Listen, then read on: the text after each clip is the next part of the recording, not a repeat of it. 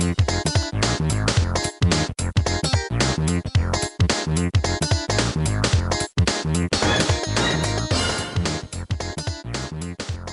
guys, welcome back to another episode of RetroActive, where nostalgia isn't just a mental illness, it's an entire lifestyle. Once again, I am Will, and joined as always by my partner in crime here, Joey. Howdy. And so I wanted to talk about something actually a couple weeks back, when Joey, you went to up to Lake Tahoe for the weekend. Beautiful Lake Tahoe. Yeah, over here in California. So he picked me up. He actually picked me up a little souvenir, I guess you can call it. From It was a souvenir lake. Yeah, a souvenir lake. What? How does that even work? No, it was not a souvenir lake. Oh. So up there, we had discovered last year that they had a small used video game shop. Oh my God! It was and last awesome. year, Will actually picked up something that was. Well, It was near and dear to your heart. That's all I know. Well, it was a copy of Xenogears for the PlayStation 1, and it was like the complete copy of it. It was had a perfectly good case, had the black label edition, and it had the instruction manual and everything, and it was in really good shape. Yeah. And it was only it was $40, which is not bad, really, but decent. Decent pick up there. And I'd never owned it, and I never played it, so I was like, oh, I have to get this. Yeah, and so we were like, I was going up again this year with my family, and Will was like, okay, yeah, just find me something else. And what did we find? Yeah, so I think you texted me a couple of different options, but we wound up going with a game that I actually previously had in my collection called Legend of Legaia, which is an old school PS1 RPG from way back in the day. And I think how much was it ultimately? It was $37. 36 or 37. $36 or $37 for a copy of it. And so when you finally gave it to me, after he comes back from Tahoe and he gives it to me, I look at it and it's like, all right, well, the case is really beat up and kind of cracked. I open up the case, oh, there's no instruction booklet. And then I look at the disc, oh, there's some kind of weird Sharpie writing all over the disc and stuff. I was like, damn. And also the funny part of it too was when I peeled off the price tag, there was another price tag underneath with a cheaper price. So it was originally it was $32 or something like that. So they jacked it up by $5. Supply and demand, man. Yeah. And it's funny because I thought to myself, damn, that was kind of a rip, because years ago, that game would have cost so much less, especially in that kind of a condition, And I mean, hell, when I think about it, so I had said that I previously had this game in my collection. Yeah. And man, I look back at that particular eBay auction that I actually sold it. I sold a complete copy that was in way better condition along with its sequel for $25 with shipping. So Seller's remorse. Yeah. Oh God, big time. And so it just got me thinking, damn, how much, I wanted to talk about retro collecting in this episode in particular, because it just kind of boggled my mind, how much more expensive I feel like it's gotten in even just the past 5 or 6 years. Yeah. It's really weird how quickly it's jumped. And I mean, I was like looking at eBay in particular as like a starting point of conversation too. And it's like, on average, like this game in particular, like Legend of Legaia, which isn't, I'm going to say right now, it's not that great of a game. It's not. It doesn't look that great. Yeah, it's not really that great of an RPG. I forget who the developer is, and it's not going to be up there on like the list of like the top 20 RPGs of all time. But yeah, routinely the average price of this game is about a $40 or $50 price tag for the whole shebang. You can get sealed copies for like a little bit more at like maybe $80 to $90. So that's a lot of money. Yeah, it is a lot of money. I mean, especially considering like these games are from what, like, the early 2000s or mid, or no. That one? Okay, maybe. It looks like late 90s, Yeah, maybe. Mid to late. Yeah, I don't know. PlayStation 1 era. I'm getting all my years I'm confused. guessing. Yeah. So yeah, late 90s, early 2000s and stuff. And it's funny too, because I also looked at a lot of other games that are, way better. And it's amazing how expensive some of these PS1 games are now. Like what? All right. One of the games that, remember I was talking about with the white whales is that game Tomba. Yeah. And that was a game, it's like a really fun platforming game, but it's super rare. And, that and its sequel routinely go for like $50 to $80 for like just the disc. You know, that's like without the case, without the instruction manual and everything. Just getting the bare bones. Yeah, I if you ever remember that game Einhander, Yes. the shooter, the shoot 'em up from Square Enix, Yeah. $90 to $100 for that one. Yeah, the original Persona game, Persona 1, like the really crappy one that they had actually they went in and they tried to Americanize it or Westernize it by like making the characters like pretty much like they made the characters a lot paler. They made one kid in particular like a black dude. They changed all their names to American names and they basically took out any semblance of like they tried to take out as much like Japanese like cultural stuff as they could. Even that, like, even though there's a way better edition of the game on the PSP now that you can get, it routinely goes for about like $85 to $120 on eBay for like a complete copy of it. And I mean, you think about it, that's like over twice what it would have cost you to just pick it up brand new when it came out. Yeah. All those years ago. So that kind of sink in for a little bit. 100 plus. And then the one that I always know of is since I'm a big fan of her, the Misadventures of Trombone. Oh yes, which is usually around 200 starting. Yeah, because that's super rare. I'm like, why?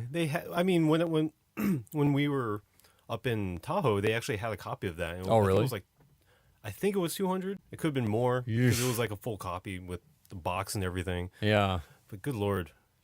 That's a lot of money for me, yeah, to spend on like one game. And it's not, from what I understand, it's not even a very good game. It's like, it's fun. Okay, well, I don't think that's really fair to really talk about the quality of the game. That's true. Especially when it comes to collecting. Yeah. Like if you're talking about just how good of a game is, like that's a completely different story about whether or not you should get it, as opposed to people who want to collect it for the rarity of it. That's true.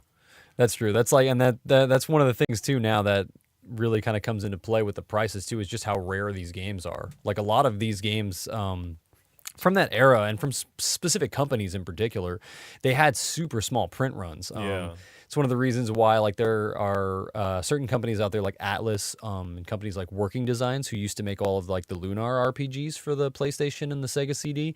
They always had like really small print runs when they made these games. So like now, all these years later, it really affects like just how expensive those games are, you know? And yeah, like I said too, it just feels like in the last 5 or 6 years, like the prices have jumped so much, not only because of the rarity of these games, like they're getting more and more rare as time goes on, because like, you know, copies are lost or certain people basically like keep them in their collections and they don't put them back out there into circulation. But it's also like, I feel like, you know, because you look at us, it's like we're you know, we're about, you know, we're cool, but we're like, you know, we're in our 30s now and like, you know, we're about to be in our 30s and we have jobs and we finally have money to afford all of these games. So I feel like a lot of the people that are hitting this age too and are like making more money now, they are actually going back and like buying up a lot of these games from their childhoods, if they hadn't already kept them, you know? Well, hey, that's what I did. Yeah. Like, I don't know. I don't consider myself like a retro collector per se. Mostly because I don't really go seeking out like any specific games like in large quantities, I guess. But all the ones that I do have, I've kept in very good condition. Yeah. I don't know. I feel like that's rather strange for a kid. I think so too. You know? Because like I have a box that says like Nintendo 64 boxes, and that's where I kept all the boxes of the N64 games. Because everyone knows how fragile those things are. Yeah. Like, you're pretty much screwed if you open it up. Like the minute you open up, you press the center of it and it just folds inward. Yeah, exactly. You like bend in the little tab. Yeah, and like as a kid, when I would open them, I would always be really careful to not like mess up the box. And I just had this I don't know, this sense of, I don't even know what to call it, but just wanting to keep them pristine, I guess. Right. Like I don't know. You treated them with a certain respect. Yeah, like boxes always seem to have a place in my heart. Yeah. Growing up for some odd reason. See, and that's the thing. I'm pretty sure that if you ever decided like to actually go and sell your stuff, it's like people would love you for that. I don't want to sell them. No. Which is good. Please don't, because I have a horror story for later on that we can talk about. But it's funny that like, you know, you had that sense as a kid already. For me, it wasn't. I actually had, I wouldn't say the opposite, but I was not nearly as careful with the boxes and stuff in particular. In fact, I had a funny tendency that I kind of attribute to like, undiagnosed OCD from back then, like where every time anything would get a crease in it, be it like a box, a book, a magazine, even magazines even, or especially the instruction manuals for my games, I would basically cover it up with a layer of tape. You cover up the crease with a piece of tape? Yes. So like a lot of It's not ripped, man. I know it's not ripped, but it's like it was like a crease, and for some reason I would see a crease and go like, "Oh my god, it's ruined!" And even like now as an adult, I hate it when my books get like pig-eared or dog-eared or whatever. I freaking hate that. Broken spines and pig ears. Ugh, drive me nuts. But as a kid, yeah, I just had this tendency to just throw a piece of tape on it. So some of the older games that I have, like especially on the Super Nintendo, like I have a couple of the boxes left, but oh my god, they're just so awful. Like nobody would ever no collector would ever want those because they're just some of them are so covered in tape that like you need to take a picture of it and send it to me. I think I'll do that. It. Yeah, I'll send you one of them that I have.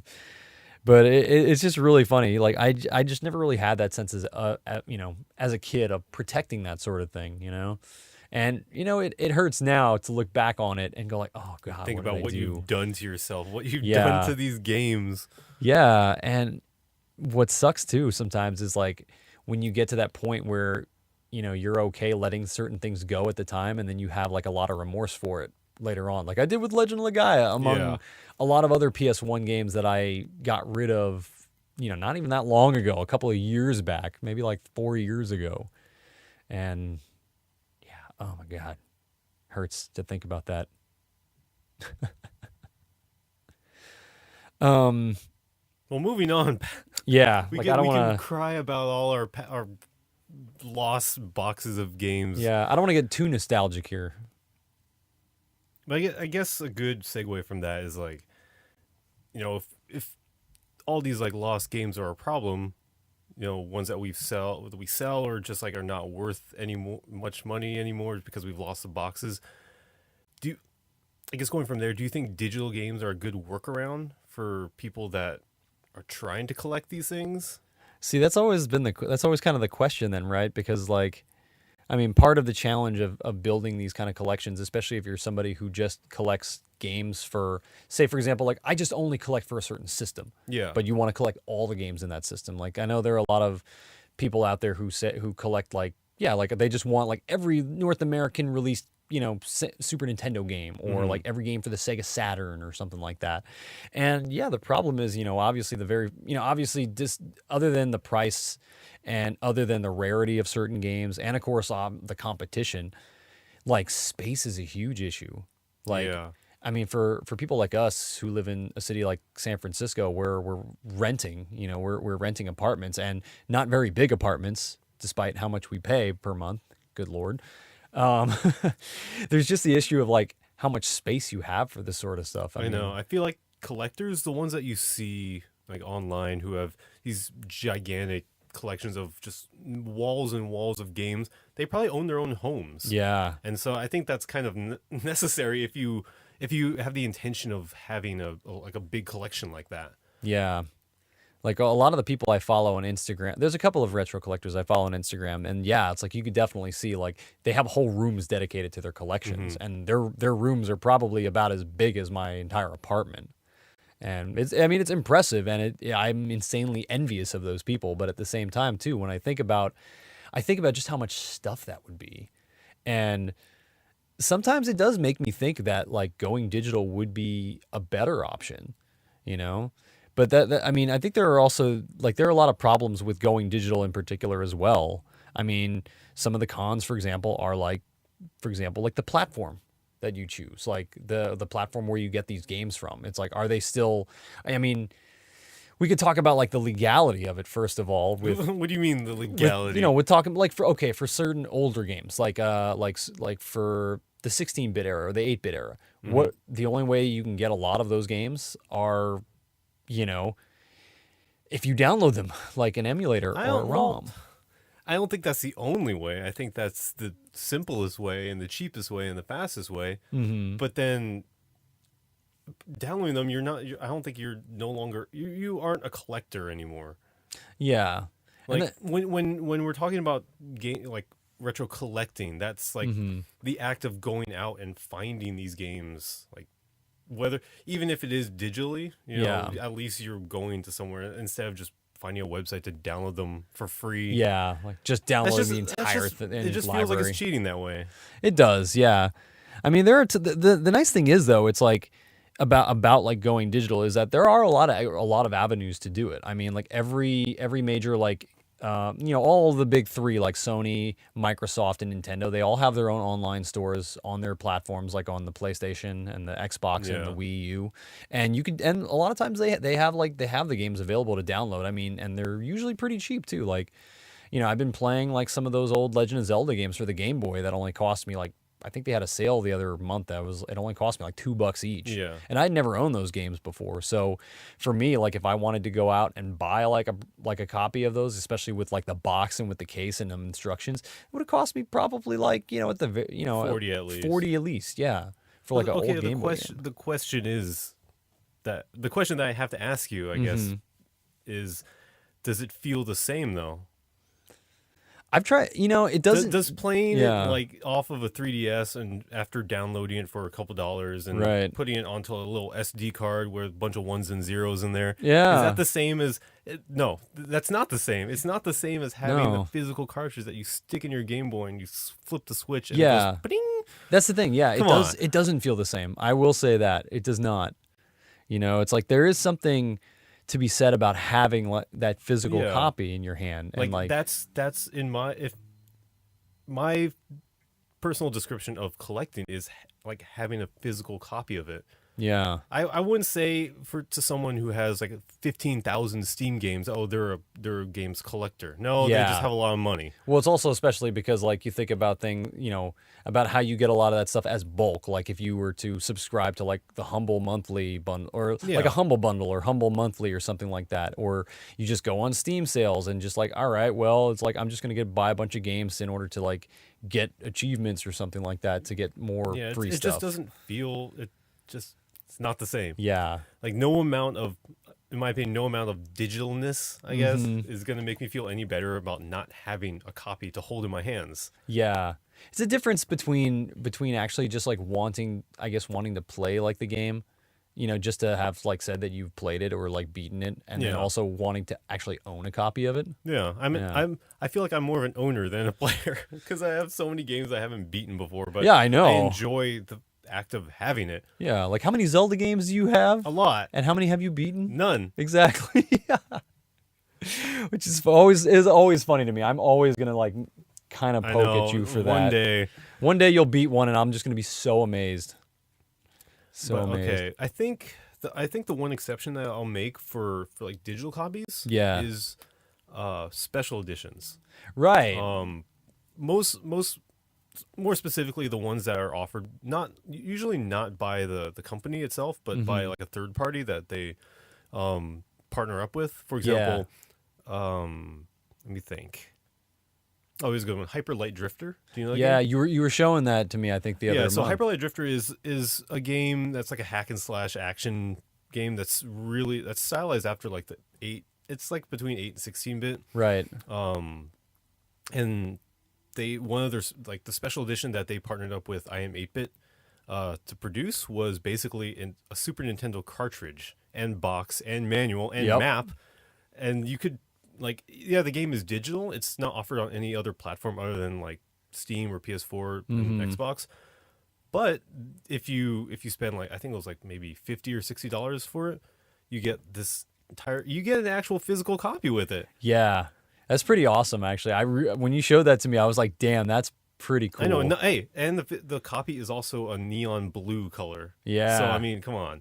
Yeah, and that's the thing. I feel like you can definitely see that there is as as time goes on, there's more and more interest in that too. That no matter like how much we like digitize a lot of these games, there's always still going to be like that market for people who want like a good physical copy, and especially collector's editions. Yeah. Like we can like go off and talk a whole lot about like how all these big budget games these days are coming out with like collector's editions and like different tiers of collector editions. I mean, that's basically they're doing that because because of the transition towards digital, Yeah. and the fact that people still want something physical to hold in their hands. I think Exactly. companies are actually understanding that more and more, and that's why they're constantly putting out these like physical collector's editions for people to buy. Yeah, but I think it's different though with these indie games that are like you said, partnering up with third party companies to put out like really cool collector's editions. Actually, that reminds me of like a lot of the actually that old game Gone Home. They did the same thing actually. I know. Really? I didn't Yeah, know that. like I remember one website that I go to a lot of times called Topatoco.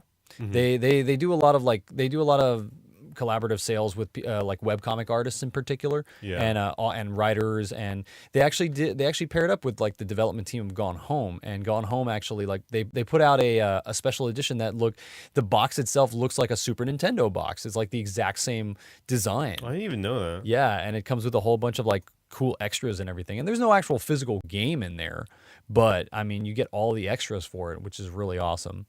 And I remember when Joss and I went to PAX one year, there was actually a monthly like subscription box that was doing those sorts of things. Like they would actually send you a physical like copy of an indie game every month. That's really cool. Yeah, and they did one. I think the one that they showed off that when we went to PAX was one for Risk of Rain, and they did like a really cool looking like Super Nintendo box for that one as well. So. Do they still do that? I don't know. I really wish that I knew the answer to that, but I do know that there's a company that actually runs those same sorts of things. I think they're called Limited Run Games. Yeah, I think I've heard of them. They've done a lot recently, a lot of like PS Vita games in particular. Like the Vita's a very obviously like underappreciated system that nobody makes games for. You would know more than anyone else. Yeah, exactly. I mean, I bought that thing like the very first month it came out. And of course, I only ever owned like 5 games for it because there's nothing else to buy in terms of physical games, it feels like. Not that they give you much with a physical game anyway, other than a little like a tiny little card to stick in your system. Yeah. But yeah, there's so many good indie games that are available on the Vita that are perfect for on-the-go play.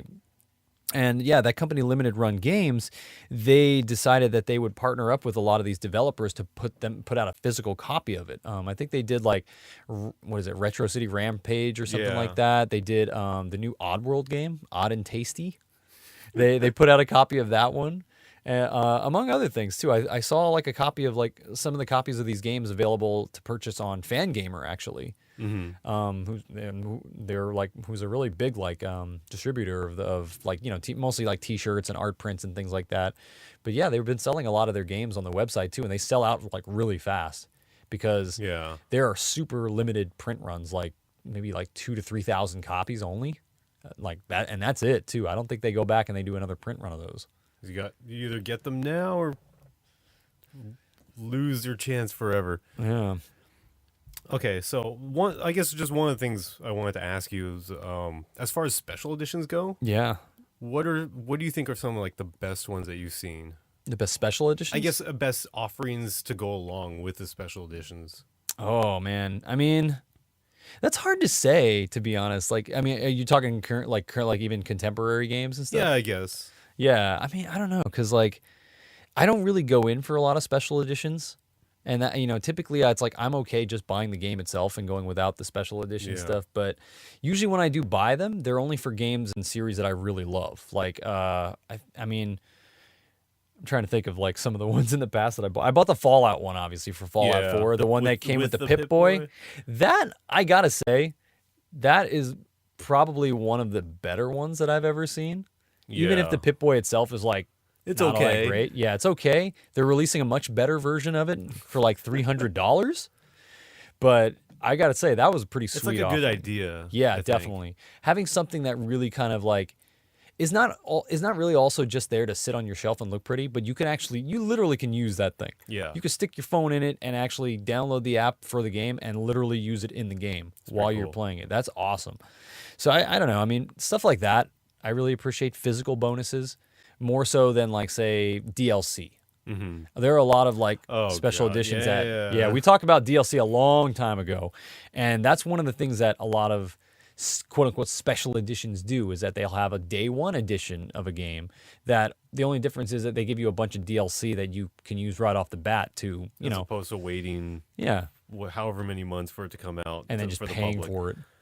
Well, it's what people do nowadays. Yeah. I think as long as we're talking about physical copies, I looked this up real quick, and probably one of the worst ones actually that I've seen is this one right here for Call of Duty World at War. World at War. What did it come with? It came with some DLC, like some random crap, and then also it came with a flask. Like an actual flask? No, it looks like a flask, but apparently you couldn't actually open it and drink from it. What's it was the just point? it was. I guess it was another one of those things to put on the shelf. But it's Yeah. like, why offer a flask that you can't even use for I your know. game?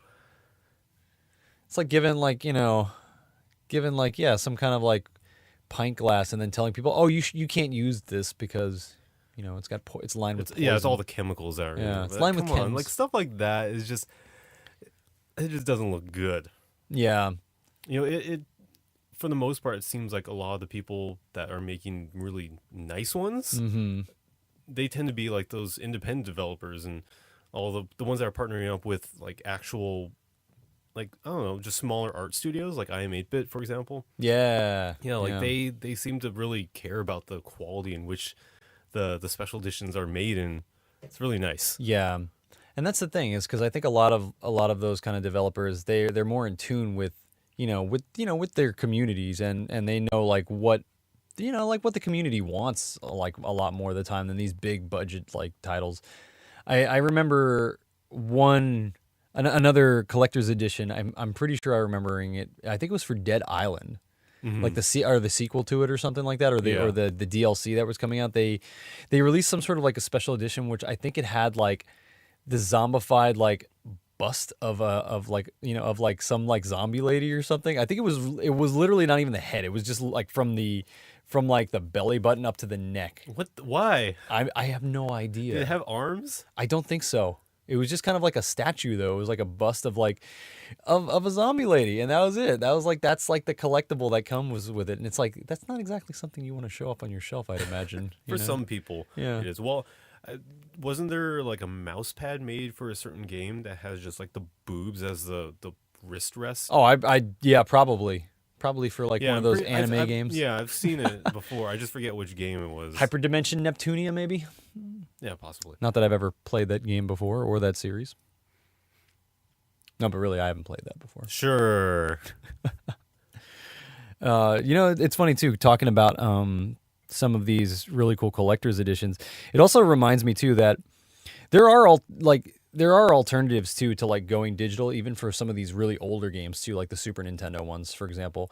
Like one alternative that I super love and I would like super love to sink more money into are reproduction carts in particular. If you've ever heard of any of those kinds of things. I didn't know that they were making them like as like a full production like for a lot of different games. So, I don't know. I've only ever heard for a couple of them, I think. Yeah, I mean they're only for usually a couple of games. Usually they're games that a lot of them haven't really been released, for example, in America or for certain territories. But I mean there are a lot of games that have been released, but they have like, fans have kind of gone back and tweaked them a bit or added different things, for example. Are you talking about Mother 3? Oh, that's one, yeah. Oh, yeah, Mother 3 is one. But there were a lot of good companies. Like some of the ones that I could think of off the top of my head are Rose Colored Gaming and Fishy Face Games. Those are two like really good like reproduction repro sellers that they take like a different version of the game. Like for example, Rose Colored Gaming, they put out a really, really cool set of Final Fantasy 4, 5, and 6. Which were, two of those were released in America on the Super Nintendo as Final Fantasy 2 and Final Fantasy 3. So they took like a fan version of those games, like which had a much better translation, and they made like their own like cart of it, like a special edition cart. In fact, they put all three games onto one single cartridge. Because they can do that now. Yeah, and like, the cartridges themselves are like beautiful. They're like these nice big laser cut like acrylic cartridges with like that are they're like painted gold and black. What was it made for? The Super Nintendo. Oh, really? Yeah, they made their own cartridge, and like I'm pretty sure they program they program their own chips and everything too. Mm-hmm. And I mean I think for that one they even made their own systems for it. Like they took a Super Nintendo like motherboard and they put it in their own like systems because they have like the technology to make like to actually make the cartridges and make the casings. Mm-hmm. And it was so pretty. Like it was really good. Like but that whole thing, like the system and the game together were like $600.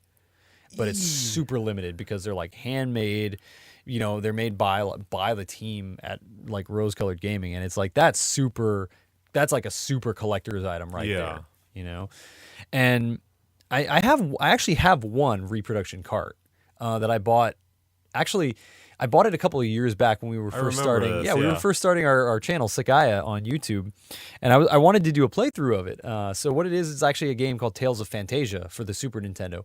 The Super Nintendo version never came out in America, but it came out like later on for the Game Boy Advance, and nobody played it. But it's the very first game in the Tales series of RPGs, and it was made by the guys who eventually would go on to make Star Ocean. Mm-hmm. And it was the card itself was made by this group called Time Walk Games, which was at the time they made a lot of like they brought out a lot of like really good like RPGs and a lot of other games that never made it to America, like oh god, what is it, like Terranigma, Bahamut Lagoon, Wonder Project J, stuff like that. And it, you know, a lot of words. It's a lot of words, yeah. I mean, if you don't know those games, I mean, you know, you can go back and take a look at some of them. I mean, really, a lot of the only ways to play them, other than buying a reproduction cart, is to download a ROM of it, and play it, or buy the Japanese version of it, which you know most people are not going to go out and do.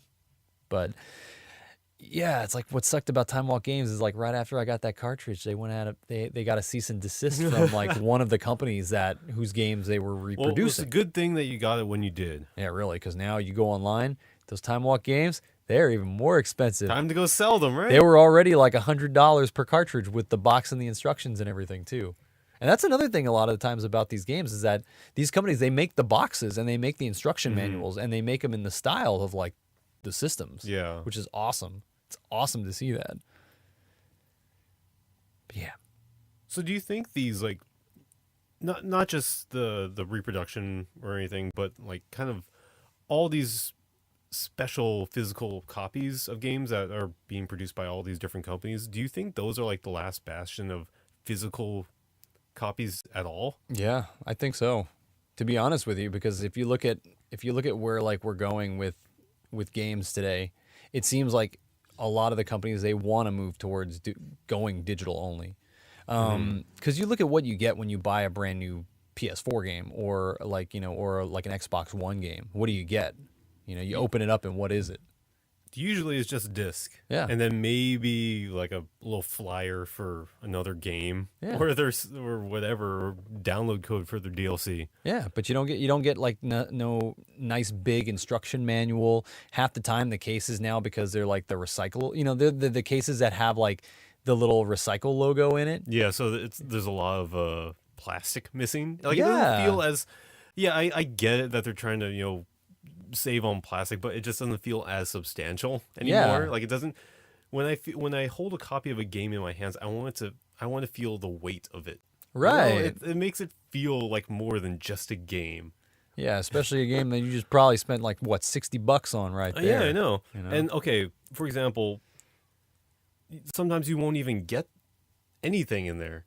Mm-hmm. When I got Star Wars Battlefront as a physical copy, mm-hmm. you open it up and it's literally just a piece of paper that points you to the download code on Origin. I'm like, yeah, where's my disc? Exactly. Is this all that I'm getting? I remember like when you guys all got like a copy of that too. I saw them and I'm like, wait a minute. It even says on the box like this is not a game disc or something like that. Yeah, I know. I'm like, oh, come on. Why do you even bother making those? I mean, I have the box up on my shelf still, but there's nothing in it. Yeah, it's a lot like too. Do you remember when Microsoft and Sony, they brought Marvel vs. Capcom 2 to consoles, like to the PS3 and the Xbox 360? They kind of did the same thing. I think they went out and they actually made a bunch of like physical cases. I didn't know that. Yeah, they made physical cases for the game. But what they did is that they don't have a disc in it. They have a product voucher, so that you basically can plug in the code on like Xbox Live or the PSN and go straight to the download. The funny thing about those now, those are worth a lot of money Really? because remember how Just the like, boxes? well, alone, not just or the boxes, but if you have the voucher intact, without like because redeeming it? yeah, because you could still, if you have the voucher, you could still download those games, even though you can't find them on the stores now because Marvel doesn't own the licenses Right. anymore, or Capcom doesn't own the Capcom doesn't. licenses. Yeah, so I went on eBay and I was like looking around. I was like, why is Marvel vs. Capcom 2 for like the PS3? Why is this like $200? It's just like a download code for a $15 game, Yeah. you know? And it's like, but hey, people still pay for them. People still do. Never underestimate the appeal of Marvel 2. It's funny because Marvel 2 used to be a rare, like when it was out for the Dreamcast, I remember it used to be a rare game. Yeah. I had it. Yep. I felt special at the time. And then they decided to release it for the PS2. Yep. And then the rarity of it just kind of plummeted. The rarity Yeah. and the price, it just all went down. Like it used to be worth maybe over $100. Yeah. Now it's only maybe like 40 or 50 at most. Yeah, I've actually, you know, it's funny because ever since then, I've considered buying a copy of it for my Dreamcast just to have it. I mean, sometimes that's actually the nice thing about games that do get re-released on these current consoles and like and get digitized is that for collectors, then you can go out and get some of these games because now less people want to go out It's and like, buy the yeah, discs. less people really, it's like people care less about it when it's not as rare anymore. Yeah, like They're when you like, can well, get it anywhere. Yeah.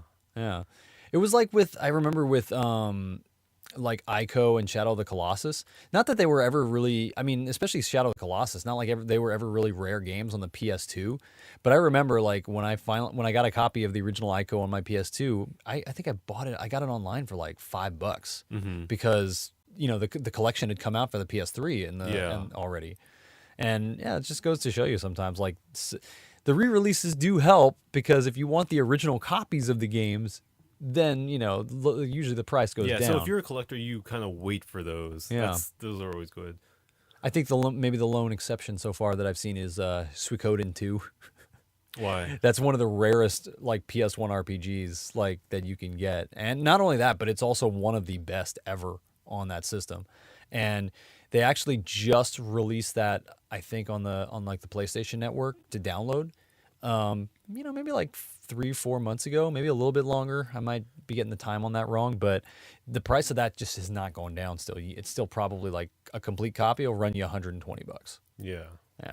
So it doesn't always work, but I don't know. Maybe it's also more incentive for like companies to go back and maybe I don't know, maybe like bring some of their games forward into the current market. I think like just overall digital games, it's a complicated process, I think, of or just a complicated relationship between like the physical copies. Yeah, we don't want to see them like only be in like a digital world. We want to actually for people like us and for other people, we want to have like something to hold. Yeah. Something that's real and tangible, but at the same time, you know, as we've just said, they kind of help in making them more accessible to us. Yeah.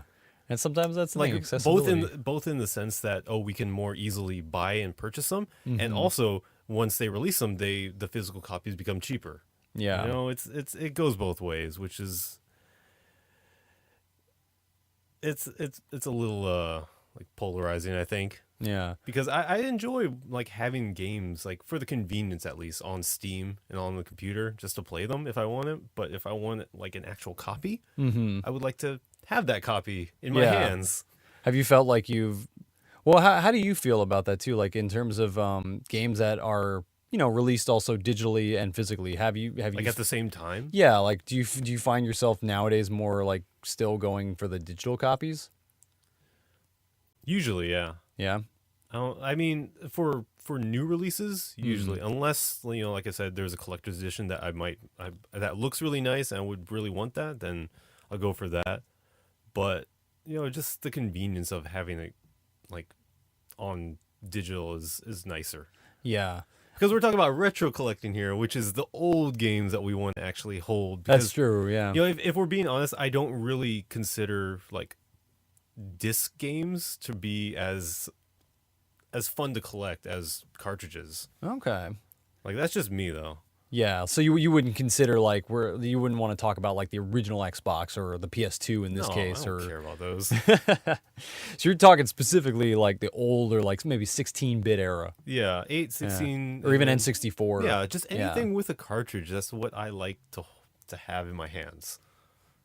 But yeah, when it comes to your collection in particular, it's like, well, what do you ever think about like adding to it more, or is it something where, or I don't know, Actively going out and finding yeah, games to. like I don't know, like especially knowing now that there is so much more competition and things are so much more expensive for like the older games. Yeah. It's like, is it something that would turn you off now to like actually going out and trying to get some of these games?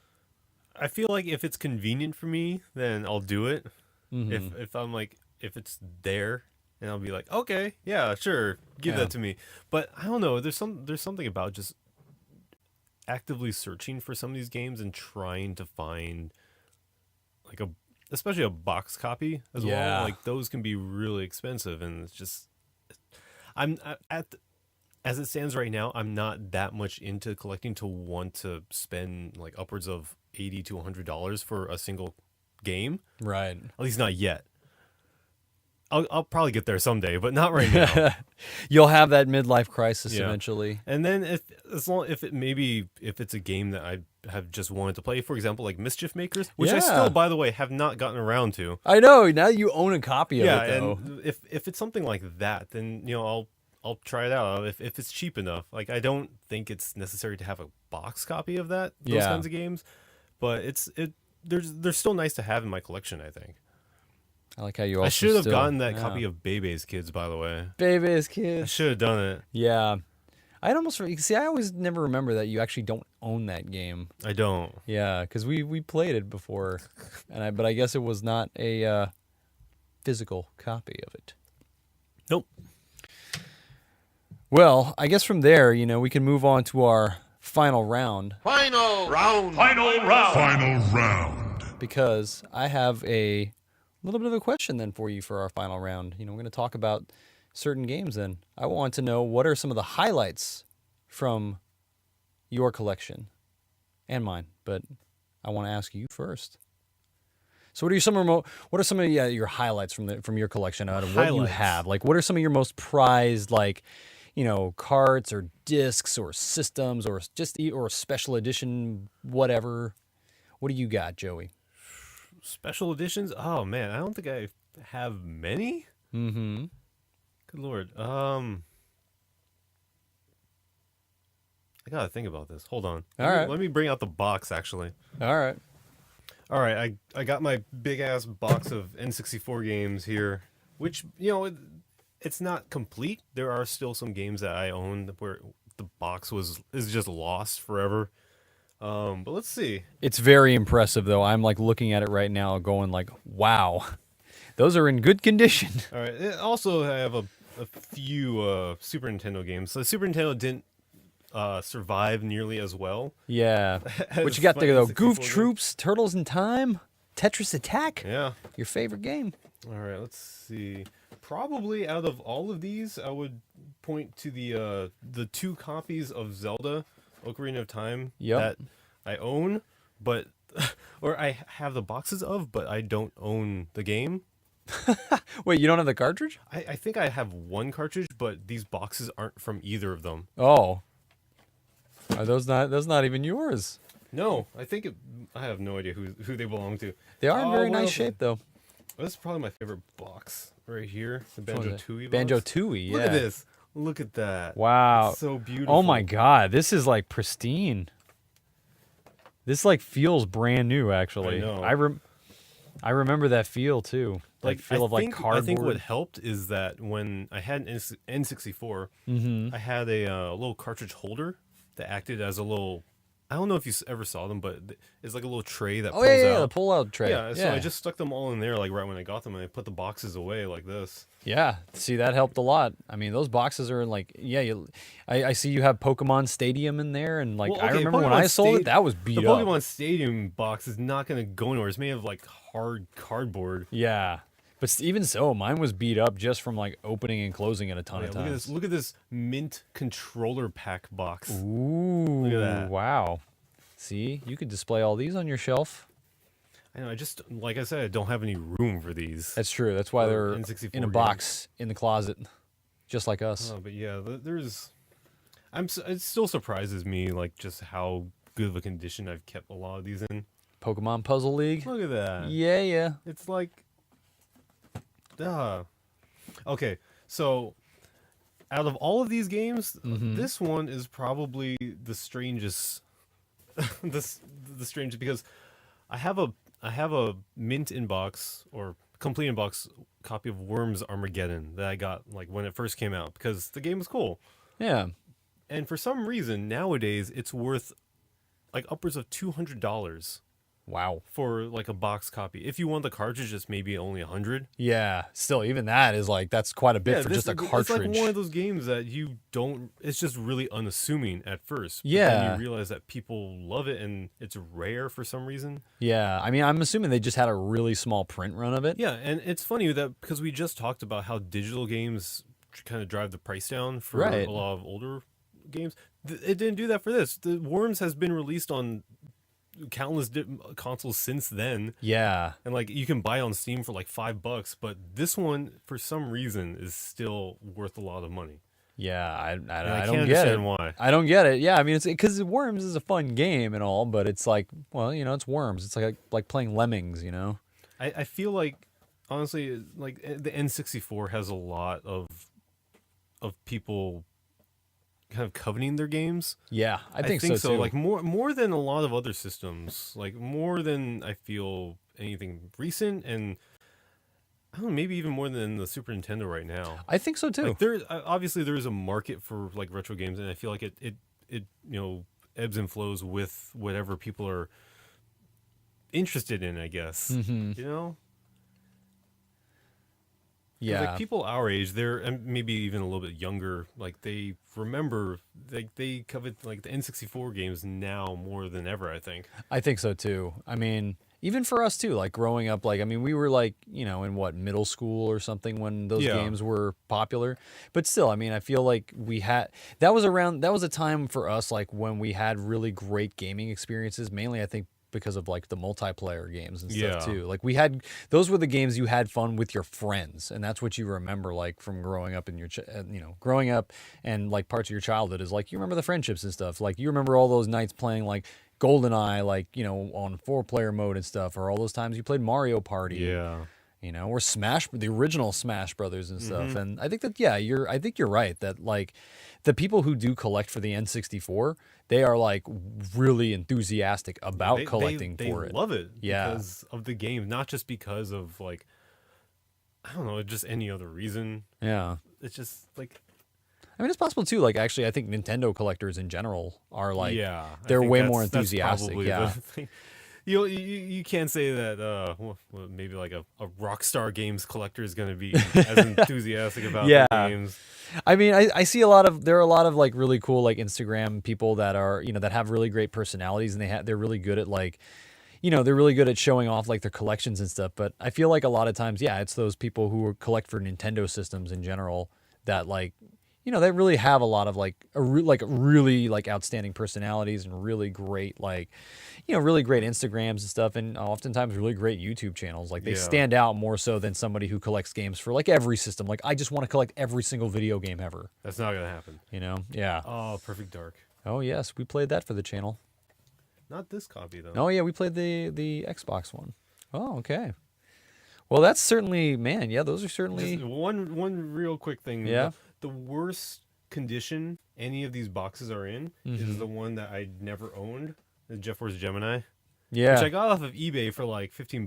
But look at this box. It's like a piece of I mean, it looks as crap. That's what I'm gonna say. It looks as Going back in your- I don't probably well as it could for a $15 eBay auction. Yeah. I will tell you, mine were a lot worse than that. If I even had the box for it. Yeah, I've tried as best as I can to keep all these games in this box for all these years. Yeah. And I think that's where they're gonna stay for Yeah, now. there's no reason to take them out of that box. So, awesome. Little jelly. But I also don't have an N64 anymore. So What? Oh yeah, we didn't actually get around to my little horror story. That I Okay, was yeah, gonna then we tell. can end the podcast with this. Yeah. Go So ahead, Will. one of the reasons why I also told you in the beginning, never ever ever sell your games, is the ultimate seller's remorse. There are two times in my life as like, and I consider myself a collector for like, when I was a kid. There are two times in my life that I've felt that I made a terrible, terrible, terrible mistake and that I should never sell my games again. The first time I should have listened, or after the first time I should have listened to myself. Yeah. So the first time was when the PS2 came out. I was desperate also to get new games, and I also didn't have a whole lot of money, especially after buying the system myself as a kid. You can't imagine how many days I starved at school in order to save up that money to buy the system. God. But anyway, so I went. So there used to be an electronic boutique down at Embarcadero where my mom worked, and that's where I bought most of my games because those guys knew me over there. So I basically traded in a bunch of games in order to get the hot new game at the time, which was Zone of the Enders. Ooh, complete with the Metal Gear Solid 2 demo. Yeah, in other words, it's like I bought the Metal Gear Solid 2 demo that came with a free game called Zone of the Enders. But I remember I traded in a bunch of like old like PS1 games that I didn't really play all that often. But when I look back at what they were, because I remember what they were, because they turned out to be very rare games that I traded in. I traded away a copy of Ogre Battle Limited Edition for the PS1, which now usually goes for about $100 for a complete copy. Oh, that's not Mine bad. was also a complete copy. I traded away Saga Frontier 2, which is like one of those old Squaresoft RPGs. Yeah. I didn't really like it at the time, but now it also would cost me a lot of money to get back. Oh God, what else did I trade in? I think I traded in Alundra 2, which is also a kind of a rare RPG now at that for Is there the PlayStation 1. Is there any RPG for the PS1 that isn't rare anymore? Final Fantasy 9. Okay. Yeah, everybody, you could still buy a brand new copy of that on I have Amazon. a copy of that. That's Yeah. that's how unrare it is. Exactly. But yeah, I traded away like probably like 5 rare RPGs to get Zone of the Enders, which wound up being kind of a piece of crap in retrospect. It was. Yeah. And, and of course now you can buy Zone of the Enders 1 and 2 on the PS3 for like $10 on Amazon. Mm-hmm. The second time I traded away my games and had seller's remorse was when it was a couple of years ago, actually. It was probably like 4 or 5 years ago, maybe. I was like, I don't know. I think like at the time I was having some sort of like existential crisis, and I thought to myself, man, it's kind of sad that like, I'm still like, I have all these video games and stuff as an adult, and I should be more like adult and all that stuff, and really stupid ass thoughts. And I wound up selling like a good chunk of my collection. I sold all my N64 stuff. I got rid of all the GameCube stuff. What else did I got rid of all my Game Boy stuff. I got rid of my Sega Game Gear. But the worst part of it is I sold a ton of PS1 games. Like I cut my PS1 collection from like 40 games down to like 15. Most of them went to Brazil because apparently Brazilian games usually cost a lot of money to buy in Brazil, so they tend to taking advantage of you. They tend to import them instead. But anyway, oh my God, I sold a bunch of games that I am not proud to have sold. Like Mega Man Legends was one. Really? Harvest Moon was Really? another one. Yup. Final Fantasy VIII, even though I got another copy of that back. But yeah, more RPGs that I will probably have to spend twice as much to get back, including Legend of Legaia. That was one of the games that I sold too. So Well, now you have it. and now I have it again, but it cost me more than I probably would have paid for that condition. But anyway, yeah, that was a really stupid decision that I never should have done, because I don't care how old you get, like it's never stupid to have like to own video games, and you should never feel stupid for having a collection of video games. And people who make you feel like a kid for that, or make you feel like it's immature, they're not worth it. They're not. The games are worth. Games are worth it. The games That's are what's worth it more than them. I mean, if at the very least they're worth more money than they are. So True. fuck them. So yeah, don't ever let anybody make you feel like shit because you own a bunch of video games, or that's what you like to collect, because those people aren't worth your time, and they shouldn't be in your life anyway. So fuck them. Life lessons from Will. Yeah.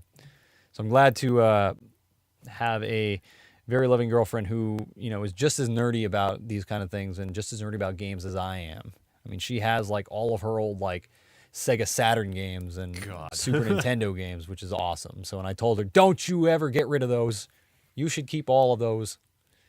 That's the reason why in the hallway we now have like these crap load of like old games. Yeah, like all of a sudden it's like, like she has old like 360 and Wii in there and a bunch of old her PS2 silver games. GameCube, man. Yeah. Thing is awesome. Nice. Because I was gonna ask like my brother, because I think he still has like the GameCube back at my parents' house. Oh, but, yeah. like I don't even know if it's where it is or if it's still working or anything. Yeah, but it's like, probably it's nice still to have there. a silver one. Yeah, I've never exactly. seen one, or I've never held one in my hands before, so it's nice. Yeah, you want to pick it up by its cute little handle. Yeah, and hope it doesn't break off. Yeah. All right. Well, I think what time do we got? We got out of time. That's where time? we are. Oh man. So I think we're gonna end it here. Yeah, I'm getting sad thinking about all those games I sold. Just remember, if you ever have a collection of games, never let it go, no matter what. Even if you are homeless. Well, maybe there's the extreme circumstances where it's okay. Well, for the most part, just hold on to it because we'll want it later on. Yeah, you can give it to us. We'll take it. Yeah. All right. So thank you guys for listening. This has been episode number 22, of RetroActive here. Yeah, it's been a long time. We're going to keep saying that like every episode. I know. It's just going to get like longer and longer. Yeah, we'll get to 50 and then all of a sudden it'll just be like, wow, we've really been doing this for 50 weeks? Like, where are we? Anyways, we'll see you guys next week. Again, I'm Joey. I'm Will. And we are RetroActive. Later.